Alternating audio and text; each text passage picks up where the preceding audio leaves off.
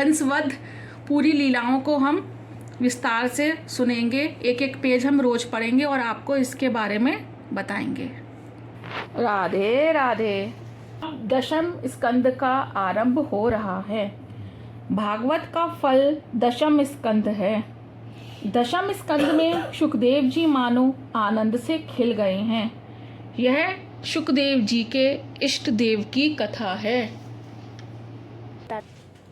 प्रेम रस प्रदायिनी श्री कृष्ण कथा की महत्ता। श्रीमद् भागवत 7 दिनों में मुक्ति दिलाने वाला ग्रंथ है। अनेक जन्मों तक साधन साधना करने पर भी नहीं मिलने वाली मुक्ति, अति दुर्लभ मुक्ति राजा परीक्षित को 7 दिनों में मिल गई थी।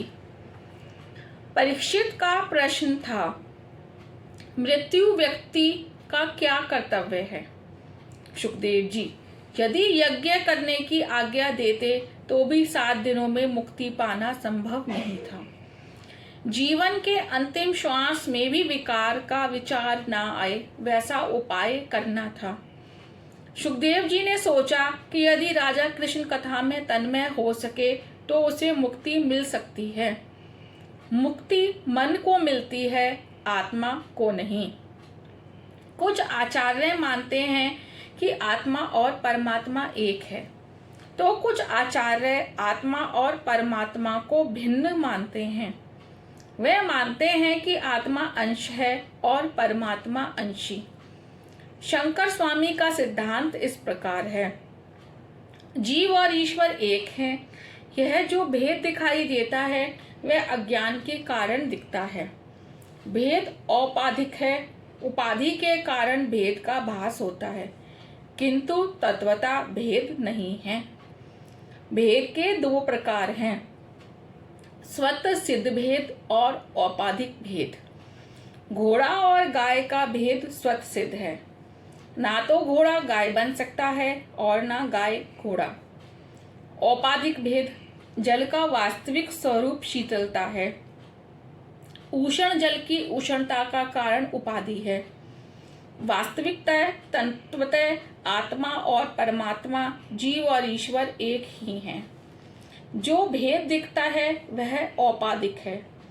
घटा आकाश और व्यापक आकाश एक ही हैं, किंतु घट की उपाधि के कारण भेद का आभास होता है। घट के फूट जाने पर घटाकाश और महाकाश एक हो जाते हैं, किंतु मिलता क्या है? वह तो एक ही है। वास्तविक दृष्टि से वे तो मिले हुए ही हैं। व्यापक चैतन्य ही ईश्वर है। व्यापक अधिष्ठ चैतन्य ही परमात्मा है। शरीर अधिष्ठ चैतन्य ही जीव है। अविद्या के आवरण से युक्त चैतन्य ही जीव है। अविद्या रूपी आवरण के दूर होने पर जीव और शिव एक बनते हैं। उपाधि के कारण ही शिव और जीव की भिन्नता भासमान होती है। यह वेदांत का सिद्धांत है। यह जीव अंश नहीं बन सकता। यदि अंशी में से अंश विभक्त हो जाए तो अंशी का स्वरूप खंडित होगा। पुष्प की एक पंखुड़ी अलग होने पर पुष्प का स्वरूप खंडित होता है। पोज कर दो। तो अंशी का स्वरूप खंडित होगा। पुष्प की एक पंखुड़ी अलग होने पर पुष्प का स्वरूप खंडित होता है। अंशी में से अंश अलग होने पर अंशी का अखंडित स्वरूप टूट जाएगा। अतः शंकराचार्य कहते हैं, जीव अंश जैसा है, पूर्णांश नहीं है। ईश्वर ऐसे नहीं है कि जिसका विभाजन किया जा सके। वे व्यापक चैतन्य हैं, सर्वव्यापी हैं। आकाश की भांति वे सर्वत्र हैं। वैष्णव आचार्य मानते हैं कि जीव और ईश्वर एक नहीं है। जीव ईश्वर का अंश है। अंशी से अंश के विभक्त होने पर भी अंशी का नाश नहीं हो पाता। समुद्र में से एक आध बूंद पानी लेने पर समुद्र का नाश नहीं होता है। इसी प्रकार अंश के विभक्त होने पर अंश का नाश नहीं हो पाता। उसके स्वरूप में भी परिवर्तन नहीं होता। हम सब मानो एक राजा की संतान हैं। माया एक दासी है जो हमारे लालन पालन के लिए ही है, हमें सताने के लिए नहीं। यदि वह हमें सताएगी तो राजा प्रभु उसे छुट्टी दे देंगे। परमात्मा के साथ घनिष्ठता से प्रेम करेंगे तो माया का बंधन छूट जाएगा। गोकुल लीला का यही तो रहस्य है। अति सूक्ष्म बुद्धि वाला व्यक्ति वेदांत के विवृतवाद को समझ सकता है। उर्मी प्रधान व्यक्ति को वैष्णवाचार्यों का सिद्धांत पसंद आएगा। यह दोनों सिद्धांत दिव्य हैं। सुखदेव जी सावधान करते हैं, चाहे जो भी समझ जा या माना जाए, किंतु मुक्ति मन को मिलती है, आत्मा को नहीं। आत्मा तो नित्य मुक्त है। जीव को ईश्वर रूप मानो या अंश, किंतु वह आत्मा से भिन्न है। सुख और दुख का अनुभव मन का होता है, आत्मा को नहीं।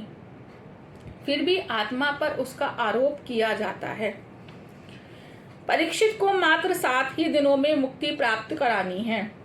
यदि उसका मन श्री कृष्ण के सिवाय अन्य किसी भी वस्तु से ना लगे तो उसे मुक्ति मिलने की संभावना है। मुक्ति उससे मिलती है जिसका मन मरता है।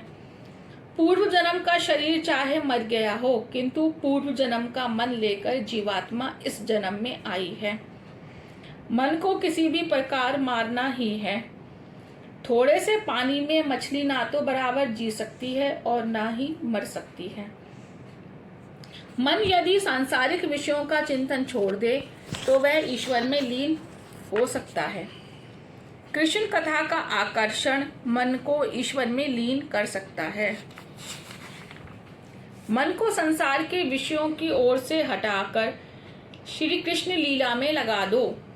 कृष्ण की बाल लीला, गौपालन लीला आदि को याद करो। मन को प्रतिकूल बातों में से हटाकर अनुकूल विषयों से जोड़ दो। इस कथा का हेतु भी तो यही है। इस कथा से ज्ञान और वैराग्य बढ़ते हैं। इस कथा के श्रवण से मनुष्य को प्रवृत्ति से छुटकारा पाने का मन हो जाता है। भागवत की कथा ज्ञान और वैराग्य और कृष्ण प्रेम बढ़ाने वाली है। पोज कर दो।